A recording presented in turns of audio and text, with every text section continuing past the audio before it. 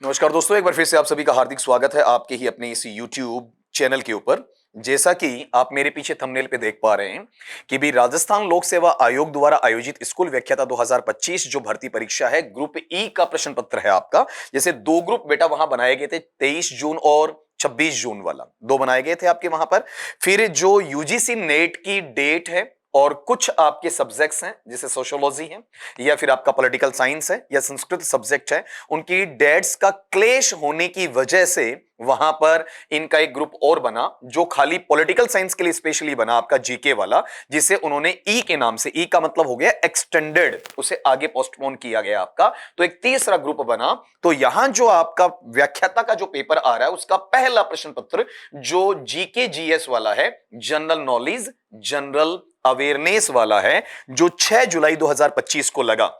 हम थोड़ा देर आए, दुरुस्त आए। रीजन क्या रहा आपका कि कुछ बिजी शेड्यूल हो जाता है, तो बार बार बच्चों का ये कमेंट आना कि सर हमें ऑथेंटिसिटी के साथ में आंसर ही नहीं चाहिए केवल, बल्कि उनकी एक्सप्लेनेशन चाहिए। मेरी एक आदत रहेगी, सिर्फ आंसर्स नहीं देता हूं बेटा, मैं उसका पूर्णतः विश्लेषण करूंगा और पूरी एक्सप्लेनेशन के साथ आपको ये चीज वहां पर बताने वाला हूं। तो बिना देरी किए बिना, बिना वक्त जाया किए बिना अपन चलते हैं अपने पहले सवाल की तरफ। तो पहला सवाल जो आपका वहां पर आरपीएससी है, उन्होंने पूछा है आउट ऑफ 75, 75 के अंदर से। ये चीज मैंने पहले भी आप बच्चों को कही है कि अगर मैं हिंदी वाला पारिभाषिक के जो शब्दावली वाला एक शब्द है, अगर उसको मैं ले लेता हूं तो मैं 6 सवाल काउंट करूंगा। वैसा का वैसा पैटर्न बेटा इनका चला है, जैसा ग्रुप ए में चला, जैसा ग्रुप बी में चला, वैसा ही ग्रुप ई में आया। तो वहां भी 6 सवाल हम इंग्लिश वाले बच्चे कर सकते हैं, यहां भी कर सकते हैं, आपका ए में भी, बी में भी और ई में। जो बच्चे इंग्लिश को महत्व नहीं देते थे उनको वहां 75 में से 30 लाने में तकलीफ हुई। अगर उन्होंने इंग्लिश को महत्व दिया होता तो 75 में से 30 या 32 सवाल सही करने में उन्हें कतई परेशानी वहां पर नहीं आती। वो सोचते हैं कि इंग्लिश का तो हमारा 4 सवाल आएंगे, उनमें से 1 या 2 होगा तो होगा, नहीं तो वो भी नहीं होगा, तो अपन टाइम क्यों दें। आज उसका महत्व आपको वहां पर पता चल रहा है कि किस तरीके से आपको देना चाहिए। आरपीएससी जो एक ही चीज बार बार गड़बड़ किए जा रही है वो सुनना, कौन सी? कि पारिभाषिक जो शब्दावली इन्होंने उठाई बच्चा, वो प्रॉपर वे के अंदर एग्जैक्ट जो टर्मिनोलॉजी, जहां पर कोई ऑब्जेक्शन या आपत्ति ना लगे, ऐसी कोई बात नहीं की। तीनों ग्रुप के अंदर वही डावाडोल स्थिति, वही आपका टालम टोल वाला, ऊपर नीचे वाला, मतलब करीब तक चले गए, लेकिन एग्जैक्ट नहीं डाला। तो बच्चे को मौका दिया है कि वो उलझे, इस पर ज्यादा कंफ्यूज हो जाए, भ्रमित अवस्था में आए, यहां तक कि बच्चा ये सोचे कि मैं आपत्ति दर्ज करवाऊं, ऑब्जेक्शन लगाऊं। उसे लगेगा कि ये आंसर हो सकता है, जबकि आंसर वहां पर कुछ और ही होता है। जो बच्चे ने पेपर मुझे दिया है उसके अकॉर्डिंग 13वें नंबर के सीरियल नंबर पर यह सवाल वहां पर छपा हुआ है। मैं पढ़ देता हूं, फिर 1-2 सेकंड आप लेना कि अंग्रेजी परिभाषिक जो शब्द है, कौन सा बेटा वहां पर? Creamy layer. उसका समानार्थक हिंदी शब्द कौन सा है? क्या पूछा है? अंग्रेजी का जो पारिभाषिक क्रीमी लेयर जो शब्द दिया हुआ है उसका समानार्थक हिंदी शब्द कौन सा है? तो आपके पास में वहां पर 4 शब्द अगले ने हमें लिखकर दिए हैं बेटा। अगर इसमें कुछ चीजें बेटा तुम्हारी सुनी हुई है ना, तो उन पर मैं डिस्कस करना चाहूंगा। देखो जरा वहां पर अपने पास में यहां गौर करो, एक वर्ड तुम्हारे पास ऐसा आ रहा है, कौन सा? ये वाला पार्ट, जिसे अपन क्या कहते हैं? अभिजात्य वर्ग कहते हैं। अगर इसकी मैं बात करूं तो इसके लिए तुम्हारे पास में इंग्लिश में एक वर्ड आता है, कौन सा? एलीट वाला, या फिर इसे क्या कह सकते हैं बताओ? आपका एरिस्टोक्रेसी, ठीक है, या फिर एरिस्टोक्रेटिक। इस तरीके से यहां पर इनके लिए शब्द आपके दिए जाते हैं। तो जो चीजें ऊपर वाली अंगला हमसे पूछ रहा है, कौन सा? क्रीमी लेयर वाला, मतलब वो चीज इसके साथ में वहां पर जोड़ी नहीं जा सकती। किसके साथ में? अभिजात्य वर्ग के साथ में। उसे एलीट या फिर आपका एरिस्टोक्रेसी या एरिस्टोक्रेटिक क्लास है, ऐसा नाम वहां पर दिया जाएगा। मैं साथ में एक वर्ड यहां ये जोड़ देता हूं ताकि आपको याद रखने में वहां पर परेशानी ना हो। बेटा इसे क्या कह देंगे बताओ? आपका क्लास। क्लास का मतलब जो एक वर्ग विशेष है, इसे इसके साथ जोड़ा जा सकता है। जबकि आगे वाले पे अपन चलें, नव धनाढ्य वर्ग है, इसे अपन गौर करें तो बेटा एक फ्रेंच भाषा में, फ्रांसीसी भाषा में हमारे पास में एक शब्द चलता है, और उसे अगर मैं पढ़ना चाहूं तो गौर करना चाह रहा यहां पर इस तरीके से आएगा, नोवेयू, ठीक है, इस तरीके से यहां पर लिखा जाएगा। और फिर यहां पर टर्म आता है रिचे, देखो इस तरीके से जाएगा। बड़ा कौन सा बोलो आपका वहां पर? नोवेयू रिचे, NOU और फिर है आपका वहां पर VEAU। यहां पर गौर करना, बोलते वक्त थोड़ी परेशानी आती तो अपन इस यू को क्या कर देते हैं, आपका छोड़ देते हैं, ठीक है, ताकि आराम से बोला जा सके। अगर तुम्हें एग्जैक्ट फ्रेंच में स्पेलिंग चाहिए तो ये यू लगाना पड़ेगा, फिर ऐसा लिखना पड़ेगा NOUVEAU, और अदरवाइज सिंपली रनिंग में लिखें तो उस वी की आवश्यकता नहीं है, ताकि उच्चारण के हिसाब से स्पेलिंग जोड़ सको तुम। और ये जो रिचे है, इन दोनों को मिलाकर तुम लिखना चाहो तो इंग्लिश ट्रांसलेशन में ये कह सकते हो newly rich class, newly rich class. नव जो आपका संपन्न वर्ग या फिर धनाढ्य वर्ग है, उसे वहां नव धनाढ्य वर्ग में क्या कहा जाता है बेटा, आपका वहां पर नोवेव रिचे या फिर न्यूली रिच क्लास ऐसा कहा जा सकता है। अब एक चीज अपने पास और आती है, कौन सा, उच्च आय वर्ग वाला। इसे अपन क्या कहते हैं, जो चीजें अपने इनके साथ जुड़ जाती हैं, जिसे हम अफ्लुएंट क्लास का नाम देते हैं।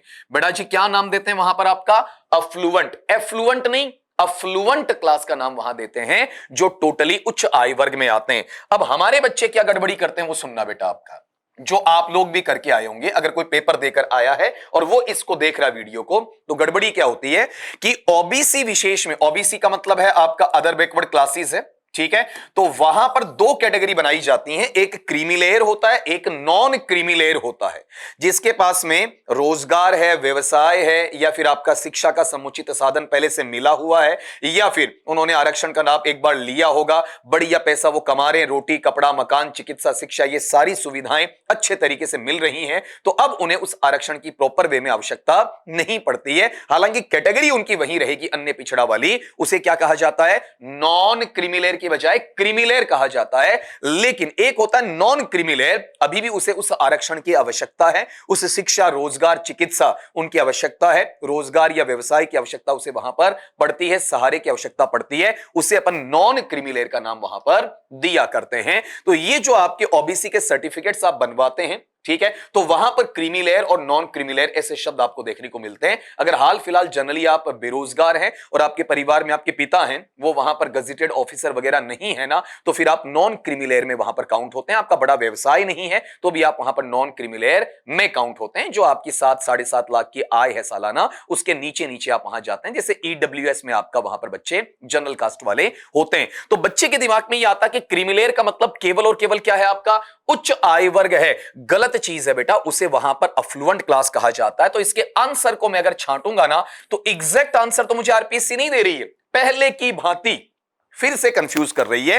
लेकिन इन चीजों के लिए मैं तुम्हारे पास में कुछ चीजें जोड़ के तुम्हें दिखाऊंगा कि सर हम उच्च आय वर्ग नहीं करें, इसके अलावा कोई दूसरा पैटर्न वहां पर लें, तो सर आप हमें कोई सबूत वहां पर देना चाहें तो वो कौन सा सबूत हमें वहां पर देंगे, जिसके आधार पर हम अपने खुद को सिक्योर मान लें कि अगर हमें आरपीएससी के साथ में वहां पर इस चीज पर आगे जाना पड़े या कोर्ट के दरवाजे खटखटाने पड़े या याचिका लगानी पड़े, तो हमारा सबूत बेटा वहां पर क्या बनता है। तो मैं एक पुस्तक का कवर है वो तुम्हें यहां पर दिखा रहा हूं, इसको पहले से आप सारे बच्चे एक बार ढंग से पढ़ लेवें कि मैं किसकी बात करना चाह रहा हूं। देखो क्या लिखा है कि सरल प्रशासनिक शब्दावली है आपकी, वहां पर प्रशासनिक शब्दों का अर्थ सहित वाक्य प्रयोग दिया जाता है इस पुस्तक में। और ये आपकी मेरी नहीं है, कोई सिंपल गाइड बुक नहीं, बल्कि सरलीकरण जो विशेषज्ञ समिति में कौन आ रहा है, केंद्रीय अनुवाद ब्यूरो आता है, राजभाषा विभाग, गृह मंत्रालय, भारत सरकार का दिया हुआ है। अब इस आधार पर इस पुस्तक को जब आप पढ़ते हैं, अगर आप मेरे टेलीग्राम चैनल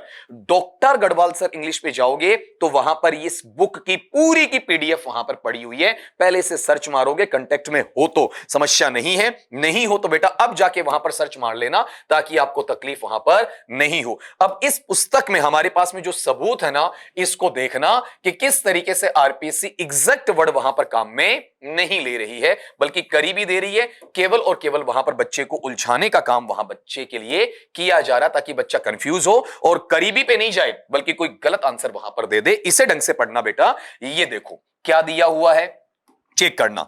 यहां लिखा हुआ बेटा जी क्रीमी लेयर, मिल गया। यहां लिखा है एन, ठीक है, हालांकि हम इस पे नहीं जाएंगे, आपका वहां पर हम पार्ट ऑफ स्पीच पे नहीं जाएंगे, सीधा सीधा गौर करो। ऊपर लिखा है हिंदी सिनोनिम्स, हिंदी में इसके जो समानार्थी शब्द है कौन सा, या तो बेटा हम इसे कहेंगे जो संपन्न वर्ग है, या मलाईदार वर्ग है, या मलाई परत है, या नवोन्नत वर्ग है।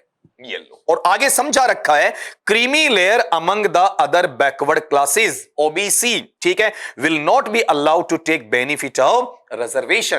क्रीमी लेयर का जो आपका बालक बालिका है अन्य पिछड़ा वर्ग में, वो आरक्षण का फायदा लेने में हकदार नहीं होगा, उसे आरक्षण का लाभ नहीं दिया जाएगा। देखो क्या लिखा है आपका, संपन्न वर्ग लिखा है, तो संपन्न कह सकते हैं, नवोन्नत वर्ग वहां कहा जा सकता है। इसके अलावा एक पुस्तक और है जिसका सबूत मैं आपके सामने वहां पर रखना चाहूंगा। अब उसका कवर पेज में यहां नहीं लगाऊंगा क्योंकि बहुत ज्यादा लंबा चौड़ा काम हो जाएगा। यह भी बेटा रेफरेंस बुक ही है, तो आपको जब याचिका लगानी पड़े तो पहले वाला मैंने दे दिया, लेकिन मैं दो चीजें से कंफर्म, देखो 84 नामक जो आपका पेज नंबर है वो इसमें आपका डाला हुआ है। ये रखने के मायने क्या हुए कि एक एक चीज में तुम बच्चों की वहां पर क्या करवाऊं, आपका क्लियर करवाऊं। अब इसमें सुनना, अगर इसमें गौर करोगे तो बच्चा देखो यहां क्या लिखा हुआ है, क्रीमी लेयर लिखा हुआ है, और यहां भी देखो क्या लिखा हुआ है, नवोन्नत वर्ग लिखा हुआ। तो या तो इसे समुन्नत कहूंगा, ठीक है, या फिर क्या कहूंगा बताओ, आपका नवोन्नत यहां पर कह दूंगा। तो कुछ बच्चे इसमें क्या कराए बताओ, देखें आपका वहां पर, बोलो बेटा क्या करके आ गए वहां पर, उच्च आय वर्ग, जबकि इसमें होना कौन सा चाहिए बताओ, देखें आपका वहां पर समुन्नत वर्ग होना चाहिए। समुन्नत दिखा दिया मैंने आपको। अगर किसी बच्चे को परेशानी होती है तो बेटा यहां पर देख लो, संपन्न या नवोन्नत वाला किसके आसपास है, समुन्नत के आसपास है। एग्जैक्ट मैंने पहले बोला, ग्रुप ए में भी नहीं दिया और ग्रुप बी में भी वहां पर नहीं दिया। यह सवाल ऐसा है जो हर बार आरपीएससी क्या कर रही है, आपका कंफ्यूजन दे रही है आपका, ताकि बच्चा गलत करे। तो अगर आपको डाउट होता तो उसे छोड़ना चाहिए था। अब अगली बात पे आओ, यहां चेक करना बेटा, इसमें क्या कहना चाहा, choose the most appropriate preposition for the blank. जो आपका खालिस्तान आपको दिया जा रहा है, उस खालिस्तान में मोस्ट सर्वाधिक या सबसे ज्यादा एप्रोप्रिएट जो उपयुक्त बेटा क्या है, प्रेपोजिशन पूर्व सर्ग या आपका संबंध सूचक अव्यय है, उसे आपको ढूंढना है। और गौर करना, क्या ढूंढना है, उसके लिए हिंदी अर्थ तुम्हें पता होना चाहिए। तो इसको सिखाने से पहले, इसका आंसर देने से पहले आपके पास एक वर्ड में लिखना चाहूंगा। जैसे अपने पास में इंग्लिश में एक ऐसा पार्ट आता है जिसे हम कहते हैं इन स्पाइट ऑफ, और बेटा इसे ही दूसरे शब्दों में अपन कहते हैं डेस्पाइट।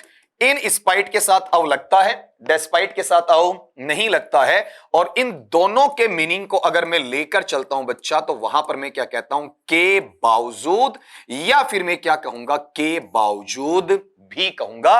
अब इन्हीं को अगर ये मुझे चाहिए और ये मुझे नहीं मिले, तो इनका जो पर्याय बनेगा वो क्या बनेगा, फॉर। हालांकि फॉर का मतलब के लिए भी होता है, फॉर का मतलब आपका किसी कीमत को बताना भी होता है, फॉर का मतलब उद्देश्य भी होता है, फॉर का मतलब तलाश करना भी होता है, लेकिन फॉर यहां पर किसके लिए आ सकता है, के बावजूद या के बावजूद भी के लिए आ सकता है। अब इन चीजों को बच्चा तुम वहां पर चेक करना कि मैं तुम्हें यहां पर इसमें जो क्वेश्चन है उसके अकॉर्डिंग अगला जो हमसे चाह रहा है वो क्या चाह रहा है, उसको एक बार जरा तुम बेटा वहां पर सुन लोगे। देखो देखें जरा, इसको मैं ठीक कर देता हूं ताकि तुम्हें समस्या वहां पर ना रहे। ये ऐसा आएगा, मतलब स्मॉल में रहेगा, कैपिटल में वहां पर आपका नहीं जाएगा। पढ़ना जरा, ब्लैंक खालिस्तान दिया, ऑल हर क्वालिफिकेशंस, उसकी जितनी योग्यताएं हैं, जितनी उसकी अभिक्षमताएं हैं आपकी, वहां उनके बावजूद, यहां कॉमा लगेगी, रजनी परफॉर्म्ड पुअरली।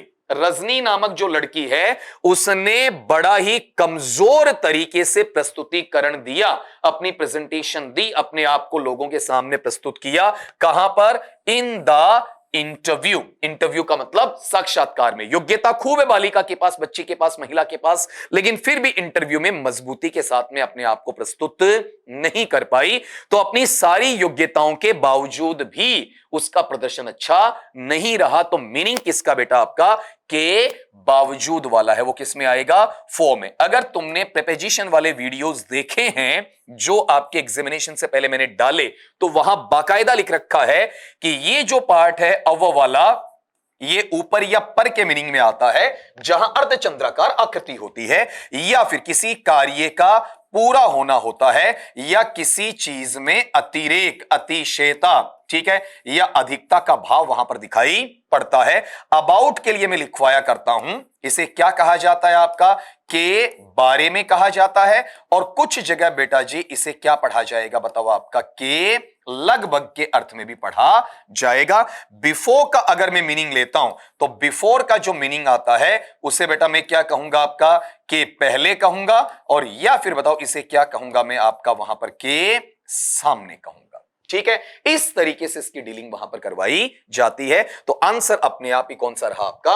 4 वाला। आसान सवाल कहूंगा, बस ये चीज जब क्लास में डिस्कस होती है तो तुम्हारे सामने एक बार हो रखी है। इंग्लिश की क्लास जिन्होंने ऑफलाइन ऑनलाइन दोनों ले रखी है उन्हें पता है कि क्या मैंने बताया है। अब जो नहीं लेते हैं बेटा, तो उनका तो कहते भगवान ही मालिक है आपका। अगले पे चले।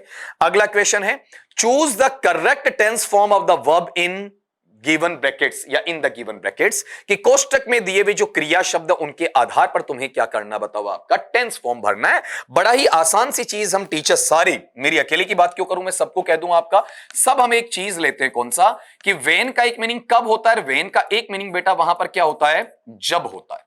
ठीक, अगर वेन का जब रिलेटिव एडवर्ब में आता है और ये हमें किसके साथ में इंडिकेट करने को कहा जाए, पास्ट टाइम, भूतकाल के समय के साथ में जोड़कर हमें ये चीज बताई जाए बेटा, तो वहां इतना ध्यान रखना कि पास्ट टाइम में हमारे पास 3 कंडीशन बनती हैं। दोनों एक्शन, दोनों काम एक साथ पूरे होते हैं, दोनों साइड वर्ब का सेकंड फॉर्म लगा दो। अगर एक काम पूरा हो गया, वर्ब का सेकंड फॉर्म लगाओ, दूसरा काम जारी था तो तुम क्या लगाओ, वॉज या वर है उसके साथ में क्या लिख दो, वर्ब का फर्स्ट फॉर्म प्लस आईएनजी लिख दो। या ऐसा हो सकता है कि पहली साइड में काम जारी था तो उधर क्या लिखो, वॉज या वर के साथ में वर्ब का फर्स्ट फॉर्म प्लस आईएनजी, और दूसरी साइड में क्या लिख दो, वर्ब का सेकंड फॉर्म लिख दो। ठीक है, तीसरा कौन सा है कि मेरे पास में एक काम है वो पूरा हुआ, दूसरा काम भी मेरे पास में पूरा हुआ, तो जो काम आपका पहले पूरा हुआ उधर हेड प्लस वर्ब का थर्ड फॉर्म आएगा, जो काम बाद में पूरा हुआ उधर वर्ब का सेकंड फॉर्म आएगा। या फिर ऐसा हो सकता है कि एक काम जो पहले पूरा हुआ उसे इधर लिख दो, जो बाद में पूरा हुआ उसे उधर लिख दो। ये एक्शन पे डिपेंड करेगा कि कौन सा एक्शन, कौन सा कार्य कब पूरा हुआ है। लेकिन साथ में हम आपको एक चीज बताया करते हैं कि जब मेरे पास में प्रेजेंट का पार्ट आता है तो प्रेजेंट के साथ बेटा कॉम्बिनेशन या तो प्रेजेंट का बनेगा और या फिर किसका बनेगा, बताओ, फ्यूचर का बनेगा। ठीक है, पास्ट का मना करते हैं। अगर मेरे पास में पास्ट आता है तो पास्ट का कॉम्बिनेशन हम आपको सिखाते हैं कि पास्ट का कॉम्बिनेशन वापस किसके साथ बनना चाहिए, पास्ट के साथ ही बनना चाहिए। ठीक है, तो यहां चेक करो, अगले ने मुझे क्या दिया, वेन। अब कोई सवाल नहीं पूछ रहा है बल्कि ये दो चीजों को जोड़ रहा है, तो इसका मीनिंग कब नहीं बल्कि क्या है, जब है। मीनिंग क्या निकलता है, आई स्लीप साउंडली। याद करो, जिस दिन आपकी परीक्षा होनी थी शुरुआत में 23 जून वाली, उसके पहले दिन जो वीडियो रिकॉर्ड हुआ था, आपसे मैं रूबरू हुआ था, थोड़ी सी गुफ्तगू की थी, तो मैंने एक वर्ड दिया था साउंड स्लीप, गहरी नींद लेकर जाना। वहां से स्कूल लेक्चरर के इंग्लिश के सेकंड पेपर सब्जेक्ट में उसका सिनोनिम डीप पूछ लिया और यहां साउंड वर्ड फिर दे दिया। तो यहां साउंडली का मतलब क्या है, साउंडली का मतलब ध्वनि से नहीं है बल्कि गहरे से है, या फिर ये कहते हैं ना घोड़े बेचकर सोने वाला, उससे है। तो मैं वहां पर गहरी नींद ले रहा था या घोड़े बेचकर सो रहा था, बहुत ही तल्लीन तरीके से आपका, तभी या उस वक्त ए loud cry in the street wake me up, गली के अंदर एक जोरदार चीख है, उसने मुझे क्या किया, जगा दिया। कोई जोर से चिल्लाया, मेरी नींद वहां पर खुल गई। इसका मतलब प्रेजेंट नहीं है, इसका मतलब इसमें फ्यूचर नहीं है, सारी चीज किसमें जा रही है, पास्ट में। अब अपन एक एक काट के देखेंगे तो आप गौर करना, यहां जो वेक, वेक क्या है, वर्ब का फर्स्ट फॉर्म मतलब प्रेजेंट टाइम है, तो प्रेजेंट टाइम की तो बात ही नहीं है। फिर यहां पर गौर करो, स्लीप ये क्या है, वर्ब का फर्स्ट फॉर्म प्रेजेंट टाइम है, इसकी तो बात ही नहीं बेटा आपका। फिर यहां पर am, is, am, are plus verb का first form plus ING, present continuous, present की बात नहीं। आंसर अपने आप ही देखो आपको देखने को मिल जाएगा। फिर और इसका तोड़ निकालते हैं, ये गलत हो गया, रीजन प्रेजेंट, ये गलत हो गया, प्रेजेंट, ये गलत हो गया, प्रेजेंट। ठीक है, अब एक और देखो, ये वॉज मेरे पास पास्ट है, ये प्रेजेंट तो पास्ट और प्रेजेंट साथ नहीं आएंगे।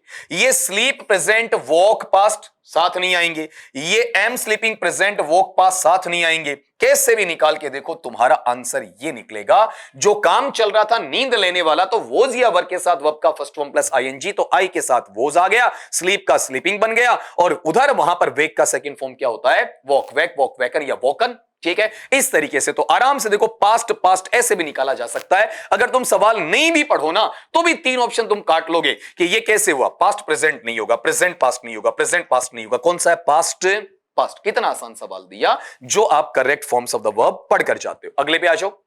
ये सब्जेक्ट वर्ब अग्रीमेंट का सवाल है, सिंटैक्स का है, सब्जेक्ट वर्ब कॉन्कर्ड का सवाल है। तो इसे पढ़ना, क्या कहा, चूज द इनकरेक्ट सेंटेंसेस, मतलब अगला कह रहा है कि आपके पास में अशुद्ध या त्रुटिपूर्ण वाक्य चुनने हैं, और एस लगा दिया बेटा, इसका मतलब एक नहीं, एक से ज्यादा वाक्य अशुद्ध है, ये अगला खुद कह रहा है। ऑप्शन देख लो, या तो ए बी अशुद्ध है, या ए सी अशुद्ध है, या बी और डी अशुद्ध है, या फिर सी और डी इनकरेक्ट है। दो आपके शुद्ध हैं, दो आपके अशुद्ध हैं। तो एक चीज हमें इस इक्वेशन को अटेम्प्ट करना होता है, रीजन क्या है, बड़ी आसानी से ये चीज पकड़ में आती है। सुनना जरा कैसे, पहले में हमें दिया neither the teacher nor the students were present in the class. तो बेटा जो रूल होता है नाइदर नोर का, नाइदर नोर में हम दूसरे वाले के अनुसार लगाते हैं, एक वचन बहुवचन। तो नाइदर ये आ गया, पहला द टीचर है, नोर आ गया, दूसरा द स्टूडेंट्स है, स्टूडेंट्स बेटा बहुवचन है, बहुवचन में आपका वर आएगा, मतलब ये चीज यहां क्लियर है।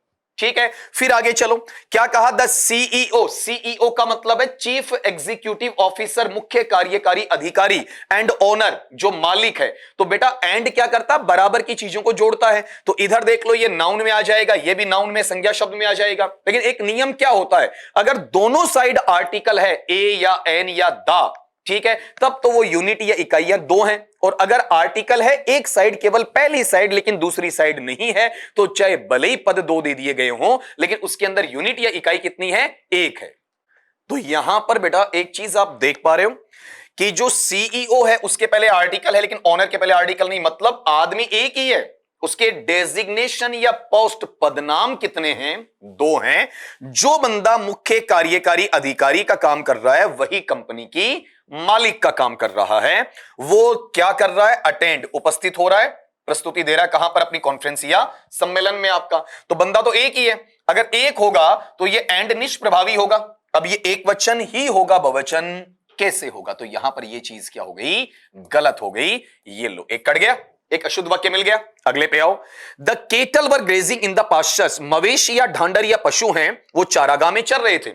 तो केटल का जब द केटल बनाते हैं, भले ही ये कलेक्टिव नाउन या समूहवाचक संज्ञा होता है, फिर भी ये एक वचन सिंगुलर नहीं होता है, बल्कि प्लूरल मतलब बहुवचन होता है। तो अगले ने हमें केटल के साथ में क्या दे रखा है, वर बहुवचन दे रखा है, मतलब सेंटेंस पूरा करेक्ट है, सही है। अगले पे आ जाओ, each of the students are responsible for keeping the class clean.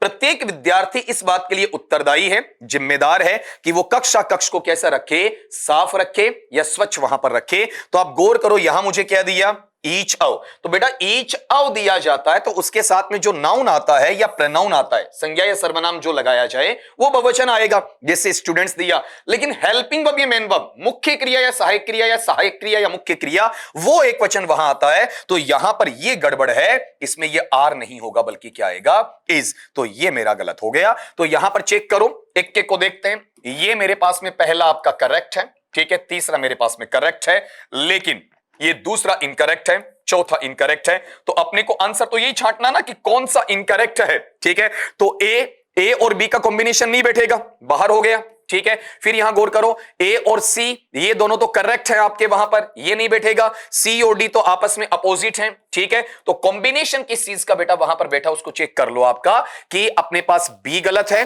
और फिर आपका डी गलत है। बी और डी वाला वो हमें इनकरेक्ट वहां पर चाहिए था। अच्छा सवाल पूछा आरपीएससी ने, आसान है लेकिन अच्छा है। पूरा का पूरा टॉपिक इन्होंने क्या कर लिया, टेस्ट कर लिया आपसे। अगले पे आओ, match the words in column A with their meaning oblique synonyms in column B. एक तरीके से ये वर्ब का हो गया सुमेलित वाले में, दूसरी तरीके से ये वोकेबलरी का क्वेश्चन हो गया। मतलब आपको एक क्वेश्चन के अंदर काफी चीजें वहां पर पूछी जा रही हैं। तो हम इनका अर्थ पहले लिख लेते हैं। जैसे ये जो वर्ड अपने पास में आ रहा बेटा, कौन सा आपका, डाइंग।